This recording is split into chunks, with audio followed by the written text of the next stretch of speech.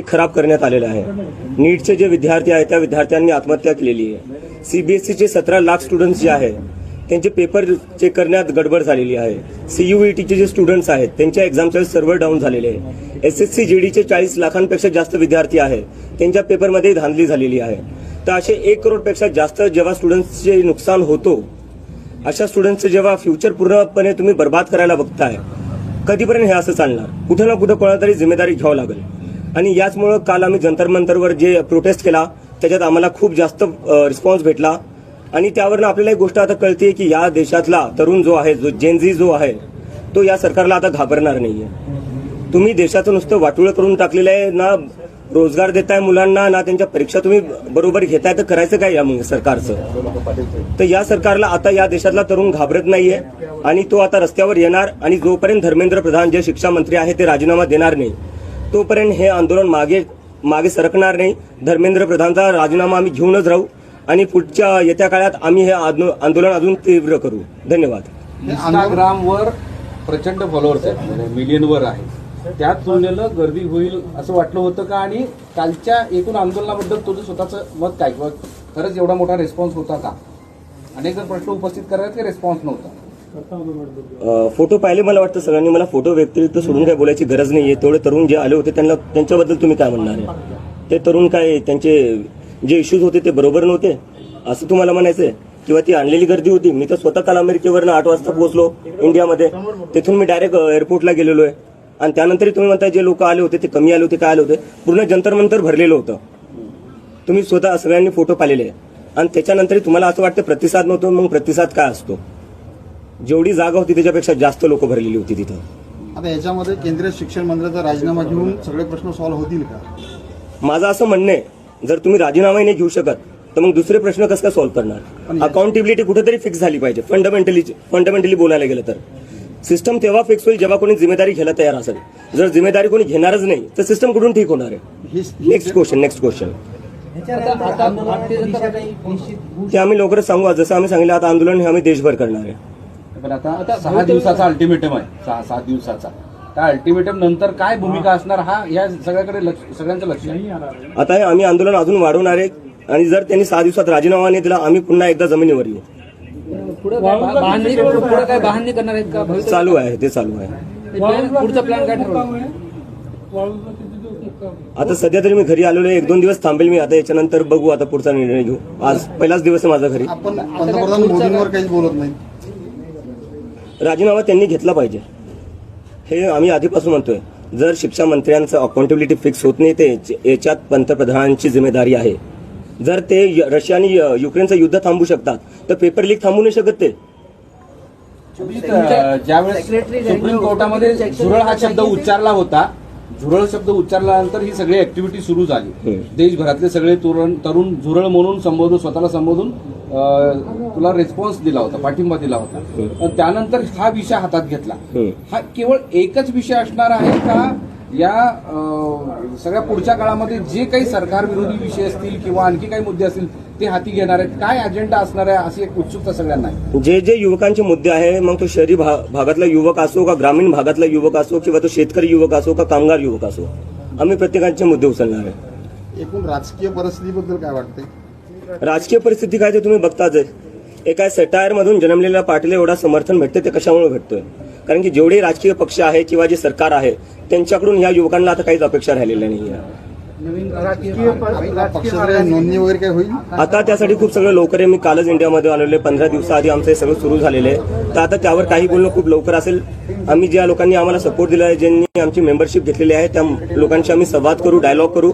त्यांचे जे काही सजेशन्स, आयडियाज आणि इनपुट असतील त्यानंतर आम्ही आमचा पुढचा मार्ग आणि डिसिजन घेऊ। आता एक विरोधक म्हणून टीका पण केली जाते, त्या सत्ताधारी कोण असेल किंवा आणखी कोणी असेल ते टीका पण करतात वेगवेगळ्या मार्गाने। मग बांगलादेश, पाकिस्तानचा विषय, परदेशात तू राहतो, त्याचबरोबर तुला सरकार विरोधी अजेंडा, असे वेगवेगळे आता तू वाचलाच असतो, तर त्याबद्दल काय मत?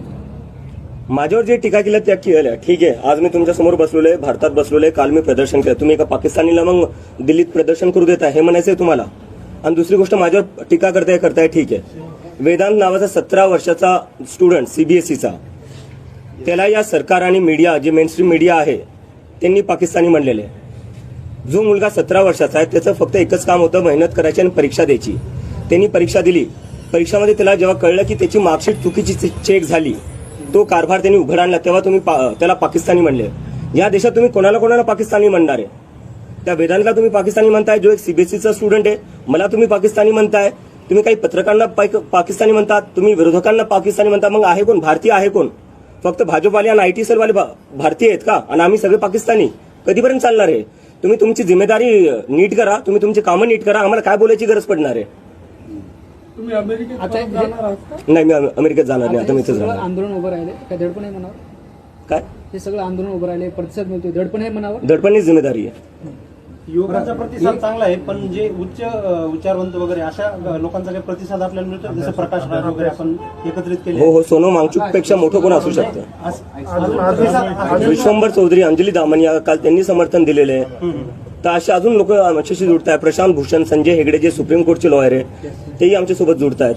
बरं, त्याला जोडण्याचं असं आहे की इतर जे विरोधातले पक्ष आहेत काँग्रेस सारखे, ते उघडपणे पाठिंबा देताना दिसत नाहीत. काही संपर्क झालाय का या काळात? नाही, काही संपर्क नाही झालाय. जर ते संपर्क केला, त्यांनी ते पाठिंबा दिला तर घेऊ इच्छितो. ज्यांना युवकांच्या मुद्द्यावर आम्हाला पाठिंबा द्यायचा आहे त्यांनी आम्हाला पाठिंबा देऊ शकतात. कारण की आम्ही कोणा एका पक्षासाठी करत नाहीये, आम्ही हे युवकांसाठी करतोय. आणि ज्यांना युवकांची काळजी आहे ते आम्हाला पाठिंबा देऊ शकतात.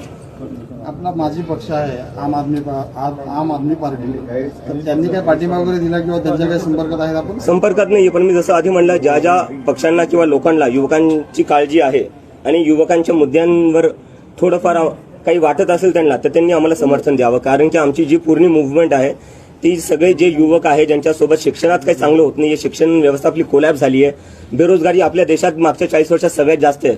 आज आपल्या देशात 50 लाख ग्रॅज्युएट दरवर्षी निघतात. त्या 50 लाख ग्रॅज्युएटपैकी फक्त 20 लाख ग्रॅज्युएट्सला नोकरी भेटते, बाकीचे 30 लाख जे ग्रॅज्युएट्स आहेत त्यांना नोकरी भेटत नाही. तर या मुद्द्यावर ज्यांना आवाज उठवायचा आहे आणि ज्यांना समर्थन द्यायचं आहे ते आम्हाला समर्थन देऊ शकतात. केजरीवालांनी काही संपर्क नाही, आता या मुवमेंटचं काही पॉलिटिकल मध्ये परिवर्तन होईल? ही पॉलिटिकलच मुव्हमेंट आहे सर. या देशात प्रत्येक गोष्ट पॉलिटिकल आहे. पॉलिटिकल फक्त 5 वर्षातून एकदा मत देणं म्हणजे पॉलिटिक्स नसतं. पॉलिटिक्स म्हणजे तुम्हाला 5 वर्ष ज्यांना मत दिले त्यांना प्रश्न विचारणं पॉलिटिक्स असतं. तर हे पॉलिटिकलच आहे. आपण मतदानाच्या पॉलिटिक्स मध्ये उतरणार? ते मी जसं तुम्हाला थोड्या वेळ आधी सांगितलं, खूप लोक ते सगळं बोलायला 15 दिवस झाले. कालच्या भाषणात पण म्हणालं होतं की भीती, आणि प्रत्येकाच्या मनात भीती आहे की रस्त्यावर उतरलं तर काय होईल, आपण आंदोलन केलं तर काय होईल. ती भीती अजूनही मनात आहे का? पुढं या भीतीला सगळं दूर करून पुढं एक संघ? मला काल वाटतं की युवकांनी उत्तर दिलेलं आहे, ते आता घाबरत नाही. आणि त्यामुळेच काल जंतर मंतरवर आपण एवढी गर्दी पाहिली, पूर्ण जंतर मंतर भरून गेलं होतं. ते एक मेसेज होता की आजचा तरुण आता घाबरणार नाही या सरकारला. याला जोडून एक प्रश्न आहे. काल तुम्ही आंदोलनात पण बोललात की आई वडिलांच्या मनात भीती आहे. आता तुमची आणि आई वडिलांची भेट झाली आहे, तर ती भीती दूर झाली काय वाटतं? नाही, माझ्या आईवडिलांना भीती वाटतेच थोडीफार. मी त्यांना सांगतो घाबरायची गरज नाही, कारण की आता मी एकटा आणि लाखो तरुण माझ्यासोबत जुडलेले आहेत. काय जंतर मंतरवर इतके हजारो तरुण आलेले होते. आणि जे काही आई वडील बघत असतील, मी त्यांना सांगू एक मेसेज त्यांच्यासाठी आहे. मला माहिती आहे जेव्हा तुमचे लेकरं काही राजकारणावर बोलत असतील किंवा सरकारला प्रश्न विचारत असतील तेव्हा तुम्हाला भीती वाटत असेल. तुम्ही लेकरांना सांगत असाल की काही बोलू नको, तुझ्यावर केस करतील किंवा तुझ्यावर काही आरोप लावतील किंवा तुला आत टाकतील. घाबरू नका. तुम्ही घाबरतात ह्या सरकारला प्रश्न नाही विचारत. त्यामुळे आज नीट CBSE सारख्या भानगडी होत आहेत आणि त्यामुळे आपल्या लेकरांचं जे भविष्य आहे ते उद्ध्वस्त होत आहे. जोपर्यंत आपण प्रश्न विचारणार नाही, जोपर्यंत आपले जे मुलं आहेत ते बोलणार नाही, तोपर्यंत हे सिस्टम काही नीट होणार नाही. सिस्टम नीट करायचं म्हणजे आधी आवाज उठवावाच लागेल. सर अब हिंदी में चालू. काँग्रेसचे नेते तुम्ही मराठवाड्यात आलेले आहात, युवकांच्या प्रश्नांवर मनोज जरांगे पाटील सुद्धा जे आहे अनेक दिवसांपासून झटत आहेत, तर त्यांची तुम्ही भेट घेणार आहात किंवा समर्थनासाठी किंवा काही गोष्टींची चर्चा? सर, मी आज सकाळी 6लाच घरी पोहोचलेलो. मला थोडा वेळ तर द्या. मला आधी माझ्या आई वडिलांसोबत तरी बसू द्या. काँग्रेसच्या ज्येष्ठ नेते आहेत यशोमती ठाकर, ते म्हणतात की डॉक्टर जनता पार्टीची विचारधारा ही काँग्रेसची जुळती मिळते आहे. याकडे कसं वाटतं? आयडिओलॉजीचा प्रश्न उपस्थित आमचे जे इन्स्पिरेशन आहे, जसं मी आधीपासून म्हणत आलेलो आहे, महात्मा गांधी, आंबेडकर, नेहरू, भगतसिंग. आणि मला वाटतं ही आयडिओलॉजी कुठल्या एका पार्टीची नाही किंवा कुठल्या एका माणसाची नाही. देशात आपले सगळेच असे महाराष्ट्रच बघायला गेला तर सगळ्यात जास्त प्रोग्रेसिव्ह लिबरल आपला महाराष्ट्रच आहे. ती आयडिओलॉजी तुम्हाला वाटतं सगळ्या महाराष्ट्राचीच असू पण शकते. या पुढच्या काळात देशभराचा दौरा करणार आता? त्याच्यावर आम्ही हे विचार करतोय आणि लवकरच कळू. आम्ही लवकरच कळू. आपने 7 दिन का अल्टीमेटम दिया है सरकार को धर्मेंद्र प्रधान के इस्तीफे के लिए. अगर वो अल्टीमेटम पूरा नहीं होता है, वो इस्तीफा नहीं देते, तो फिर आप क्या करेंगे? हम फिर से आंदोलन शुरू करेंगे और फिर से हम अपना धरना देंगे. धर्मेंद्र प्रधान जी का इस्तीफा देने से क्या प्रॉब्लम सॉल्व होगा? क्या सेंट्रल गवर्नमेंट ने इसमें और स्टेप्स इनिशिएट करने की जरूरत है, क्योंकि एजुकेशन जनरेशन पे इम्पैक्ट करता है, एक पीढ़ी पे। मैं आपसे पूछना चाहता हूँ, एक मेरा सीधा क्वेश्चन है, सिस्टम कैसे ठीक होगा जब कोई जिम्मेदारी लेने को तैयार नहीं है? आप बताइए मुझे, पहले जिम्मेदारी तो लेनी पड़ेगी ना। कल को आप किसी कंपनी में काम करते हो, उस कंपनी में नुकसान हो रहा है उस कंपनी का आपकी वजह से, क्या वो नुकसान फायदे में बदल सकता है जब तक आप रिजाइन ना करो? और ये कौन सा है, मतलब कोई भी प्राइवेट जॉब देख लीजिए, आप कहीं प्राइवेट जॉब करने जाओगे, आपसे एक गलती हो जाए, दो गलती हो जाए, आपको जॉब से निकाल देंगे। यहाँ हर रोज पेपर लीक हो रहे हैं देश में, कौन सा एक सरकारी पेपर है जो लीक नहीं हो रहा है? उसके बाद भी कोई रेजिग्नेशन नहीं आ रहा है। तो जब तक रेजिग्नेशन नहीं आता तो कैसे मान सकते सिस्टम ठीक होगा? पहले रेजिग्नेशन तो देकर दिखाओ, हमें बताओ तो कि आप गलती मानने के लिए तैयार हो। आप गलती ही नहीं मानने को तैयार हो। आपण भाजपचे जे धर्मेंद्र प्रधान आहे, तर त्यांचे जे सेक्रेटरी आपण त्यांना पण धारेवरती धरणार का? कारण की जर बघायला गेलं तर मंत्री दर 5 वर्षाला बदलत राहतात, पण सेक्रेटरी फिक्स असतो, प्लॅन पण नाही का एक्झिक्युटिव्ह सेक्रेटरी थ्रू होतो, तर आपण त्यांना पण धरलं पाहिजे। छोट्या माणसांना पकडून काय अर्थ आहे? आपको हर तरफ से ते वरती कोण बसले, त्यांना ऑर्डर कोण देते? आता मी त्याच्यावरच बोलतो, एक ऍक्शन घेतले सरकारने यावर, जे सीबीएसई नीट मध्ये झालेले, काय केलेले? ट्रान्सफर केले ऑफिसर्सचे, सस्पेन्शन पण नाही, नुसतं ट्रान्सफर केलेले। 6-7 स्टुडंट्सनी आत्महत्या केलेली आहे, त्याच्यावर सरकारचं ऍक्शन काय? ट्रान्सफर, सस्पेन्शन पण जमले नाही तुम्हाला। म्हणजे या देशात जे स्टुडंट्स आहेत त्यांच्या लाईफची व्हॅल्यू एवढी कमी आहे की तुम्ही सस्पेंड नाही करू शकत अधिकाऱ्यांना। आम्ही तर राजीनामा म्हणतोय, राजीनाम्याशिवाय कमी काही मंजूरच नाहीये। तुम्ही नुसतं ट्रान्सफर केले, काय लायकी ठेवली त्या स्टुडंट्सनी ज्यांनी आत्महत्या केली आहे? काय वाटत असेल आज त्यांच्या आईवडिलांना हे सगळं पाहून? कल सोशल मीडिया पे कई लोगों का कहना था कि गर्दी कम थी और आपके लिए पाकिस्तानी लफ्ज का भी इस्तेमाल हो रहा है, इसके बारे में आप क्या कहें? मैं ये पहले ही बोल चुका हूँ, भीड़ कहाँ से कम थी, फोटोज देख लीजिए आप जाकर, पूरा जंतर मंतर भरा हुआ था। कुछ लोग आ गए थे जो धरना शुरू होने से पहले ही फोटो निकाल कर चले गए और दिखा दिया कि देखो भीड़ है। अरे शुरू ही नहीं हुआ था, मैं खुद वहां नहीं पहुंचा था, जब मैं चला गया तब तो पूरा भरा हुआ था। और किसको पाकिस्तानी कहोगे आप? स्टूडेंट्स को पाकिस्तानी कहोगे, मुझे पाकिस्तानी कहोगे, अपोजिशन को पाकिस्तानी कहोगे, आप जैसे पत्रकारों को पाकिस्तानी कहेंगे जो सरकार से सवाल पूछते हैं। तो भारतीय है कौन, इंडियन है कौन? बस आईटी सेल वाले। क्या लगा रखा है इस देश में? एजुकेशन मिनिस्टर के इस्तीफे के बाद आपकी क्या डिमांड्स रहेंगी आगे? हम उसके लिए पूरा एजेंडा प्रिपेयर करें, जिस पर हम जाकर बताएंगे कि एजुकेशन में क्या क्या, किस तरीके से पूरा एजुकेशन सिस्टम फिक्स हो सकता है। और बात वही तक नहीं है, इस देश में एम्प्लॉयमेंट की भी बहुत जरूरी है। हम देख रहे हैं 10-12 साल में, जो पिछले 10-12 साल में जो इंडिया का पॉलिटिक्स रहा है, हिंदू मुस्लिम कर रहे हैं। उस हिंदू मुस्लिम से किसी को जॉब नहीं मिल रही है, उस हिंदू मुस्लिम से किसी की एग्जाम अच्छी नहीं जा रही है। तो वो सारा फोकस बदलना पड़ेगा, सरकार का जो प्रायोरिटी वो बदलना पड़ेगा, फोकस बदलना पड़ेगा। जब एम्प्लॉयमेंट की बात होगी, जब एजुकेशन की बात होगी, तब कहाँ जाकर देश सच में प्रोग्रेस कर सकता है। क्या आपको लगता है कि जेंजीज की वजह से जो नियर बाय कंट्रीज है वहाँ पर रेवोल्यूशन हुआ है, तो इंडिया में भी हो सकता है? नियर बाय कंट्री से मैं कंपेयर नहीं करना चाहूंगा, क्योंकि मैं देख रहा हूँ कि एक इकोसिस्टम है, सरकार का एक नैरेटिव चल रहा है जो बार बार बांग्लादेश में जो हुआ, नेपाल में जो हुआ, उससे हमें कंपेयर करके बोले जा रहे हैं कि ये लोग देश में तबाही मचाना चाहते। कल देख लिया, कल जंतर मंतर पर पूरा भरा हुआ था, इतनी भीड़ थी, कहीं पर भी कुछ नहीं हुआ, एकदम शांतिपूर्ण तरीके से प्रदर्शन हुआ। कल हमने दिखा दिया है कि ये प्रदर्शन हम शांतिपूर्ण तरीके से ही करेंगे और करके दिखाया है हमने, और आगे जाकर इससे भी बड़ा प्रदर्शन होगा जो पूरा शांतिपूर्ण होगा। संभाजी नगर में भी कोई आंदोलन होगा? बिल्कुल होगा, मैं जल्दी तय करूंगा उसका। आपका राजनीतिक पार्टी के लोगों से, बड़े नेताओं से कोई बातचीत हुई है इस बारे में? बिल्कुल नहीं, आप किसी से मिलने बिल्कुल वाले, नहीं, कोई आपसे मिलने वाला? मैं सीधा अपने घर पर आया हूँ। एयरपोर्ट से मैं गया जंतर मंतर से मैं गया एयरपोर्ट, मुंबई लैंड हुआ, सुबह यहाँ पहुंचा, सुबह बाय रोड में यहाँ पहुंचा। अगर कोई इच्छा व्यक्त करता है आपसे मिलने की या आगे बात करने की तो फिर? नहीं, ये जैसे ही मैंने पहले बताया, ये पूरा मूवमेंट जो है वो युवाओं का मूवमेंट है, इट्स फॉर द जेन जी, और उन लोगों का सभी पार्टियों से भरोसा उठ चुका है। तो जिन लोगों को हमें समर्थन देना है वो बाहर से समर्थन दे सकते हैं, लेकिन हम खुद किसी से भी एसोसिएटेड नहीं होंगे, ये मैं बात क्लियर कर देता हूँ। महाराष्ट्राचे मुख्यमंत्री आहेत देवेंद्र फडणवीस यांनी बाईट देताना सांगितलं, आता थोड्या वेळापूर्वी काल सांगितलं की अराजकतावादी चेहरा आणि मनसुबे या आंदोलनातून उघड झाले आहेत। बर, काय अराजक चेहरा म्हणजे काय? अराजकतावादी चेहरा आणि मनसुबे येतोय मी त्याच्यावर। आंबेडकरांचं पुस्तक घेऊन गेलो होतो मी, त्यांना म्हणायचं जे आंबेडकरांना फॉलो करतात ते अराजक असतात।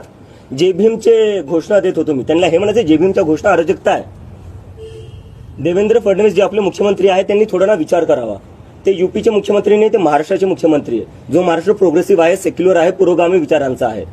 ते कसं काय जे आंबेडकरांचे पुस्तक घेऊन चालतायत, जे भीमचे घोषणा देतात, त्यांना कसं काय ते अराजक म्हणू शकतात? मला लाज वाटते जे स्टेटमेंट आले त्यावरनं. काँग्रेस जनता पार्टीचे वाळूज महानगर हेड ऑफिस राहील म्हणजे राष्ट्रीय कार्यालय. प्रयत्न करू बेस बनवायचा इथे. तुमच्याकडे जंतर मंतर में जो लोग आए थे, जो बच्चे आए थे, जो यूथ आया था, ये देश के किस किस कोने से आया था? आपने कुछ इसको एनालाइज किया है, कुछ स्टडी किया कल जो मैंने टी शर्ट पहनी थी वहां पर Indian jersey, Indian cricket team की, वो एक लड़का आया था सिक्किम से, 1,500 किलोमीटर दूर से आया था. एक लड़का आया था केरला से, वो भी बोल रहा था सर मैं केरला से आया हूँ, बहुत दूर से आया हूँ, आपसे बस 2 मिनट बात करनी थी. तो मैंने बात कर ली उससे. कुछ लोग आए थे उड़ीसा से, कुछ लोग आए थे बंगाल से, राजस्थान से लोग थे, गुजरात से लोग थे, महाराष्ट्र से, तो मतलब पूरी टीम में मेरे जितने भी दोस्त थे पुराने वो सारे वहां पर ही थे. तो पूरे देश भर से लोग आए थे. कश्मीर से भी एक दोस्त मिला था मुझे, वो भी आया हुआ था. आपका जो ये पक्ष है वो एक मूवमेंट के लिए ही सीमित रहेगा या आगे और भी इसके कुछ आएंगे? आप राजनीति में उतरेंगे, अपना अलग से पक्ष बनाएंगे? जैसे मैंने कहा कि राजनीति को बस अपना इलेक्शन की तरफ मत देखिए. इस देश का जो नुकसान हो रहा है ना, वो इसलिए हो रहा है क्योंकि आप लोगों ने ना राजनीति को बस इलेक्शन तक ही लिमिटेड रख दिया है. 5 साल में एक बार इलेक्शन करवा दो, उसके बाद सब भूल जाओ क्या हो रहा है क्या नहीं हो रहा है. फिर सब बिक जाते हैं, एक यहाँ बैठ जाता है, एक उसके पास बैठ जाता है, खरीद फरोख्त चलती रहती है अगले 5 साल. तो ये सब नहीं करना है हमें मुद्दे की राजनीति करनी है. पक्षाची नोंदणी करणार आहात का कुठे? डर है, एक मिनिट. कहीं ना कहीं आपको टारगेट कर रहे हैं, तो आपके पेरेंट्स को भी डर है कि आपको कहीं जेल में डाल दें. मैं मेरे पेरेंट्स को बता कर आया था जब मैं यूएसए से बैठा था फ्लाइट में कि मैं तो इसलिए आ रहा हूँ, मैं मेंटली प्रिपेयर हूँ जेल जाने के लिए. अगर मैं जेल जाता हूँ आप चिंता मत करना, क्योंकि इस देश में किसी ना किसी को तो आवाज उठानी पड़ेगी और कल मैं उसके लिए तैयार था. अभिजित, हे काँग्रेस जनता पार्टीची काही नोंदणी केली जाणार आहे का? ते मी सर तुम्हाला मी आता हे 3-4 वेळेस म्हणतोय. 15 दिवस झाले आम्हाला, 15-16 दिवस झालेले. आम्हाला थोडा वेळ द्या, कारण की आम्ही 15 दिवसातच एवढं मोठं आंदोलन करून दाखवलं जंतर मंतरवर. हीच खूप मोठी गोष्ट आहे. जेंजीज को कोई मैसेज है? जेंजीज के लिए कोई मैसेज है? जेंजी को एक ही मैसेज है कि जब आप लोग आवाज उठाओगे तो सरकार में कोई भी बैठा हो उसको आपकी बात सुननी पड़ेगी. आप लोग आवाज नहीं उठाते हो, उन लोगों को लगता है कि आप डर जाओगे, और उनको ये लगता है कि अगर ये लोग मुझे अरेस्ट कर देंगे तो उससे आप लोग डर जाओगे. लेकिन आपको डरना नहीं है. अगर जेल में जाने की बात आई, मैं खुद जेल चला जाऊंगा, आप लोगों को जेल में जाने की जरूरत नहीं है. लेकिन मैं बस एक चीज चाहता हूँ, आप लोग आवाज उठाते रहो. जब जब किसी के साथ भी इस देश में गलत होगा, ये हम सबकी जिम्मेदारी है कि हम आवाज उठाएं. थँक्यू. जर तुम्हाला हा व्हिडिओ आवडला असेल तर चॅनलला लाईक, शेअर आणि सबस्क्राईब करायला विसरू नका.